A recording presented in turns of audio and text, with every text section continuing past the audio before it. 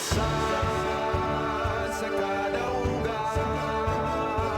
sadsad sa kadaugan, sadsad sa kadaugan,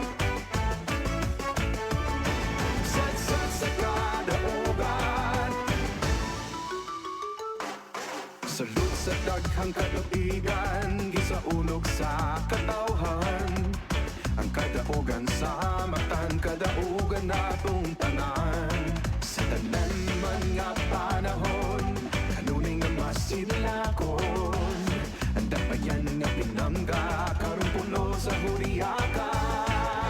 Upang sa huliyong musika, kita magkahiusa. Dalit nga sadsad na kita. Sadsad sa kadaugan, ang bahandi sa katawan. Sa ulogon na kundanan, mabulokon tang kasaysayan. Sadsad sa kadaugan, ang singit sa kadaghanan. Kalinaot magamahan, kini ang sadsad. Sadsad sa kadaugan.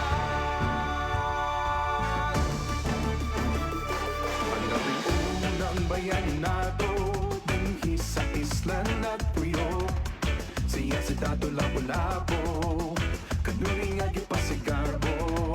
Ang mga upunganon, pag-uswag kay ipadayon. Taliwala sa pagsulay, nagmalipayon sa kanunay. Upang sa huliyong musika, kita magkahiusa. Dalit na sadsad na kita. Sadsad sa kadaugan, ang bahandi sa katawan. Sa ulogon na kundanan, mabulokon tang kasaysayan. Sadsad sa kadaugan, ang singgit sa kadaghanan. Kalinaot magamahan, kini ang sadsad. Sadsad sa kadaugan, sa malakinda, sa atong lawas, paubos man o paitaas. Sa matag awit o gisinggit, kadaugan ang isyagit. Ang sadsad sa kadaugan, giginahang sa katawhan. Ang kadaugan sa matan, sa ulugod at tanan.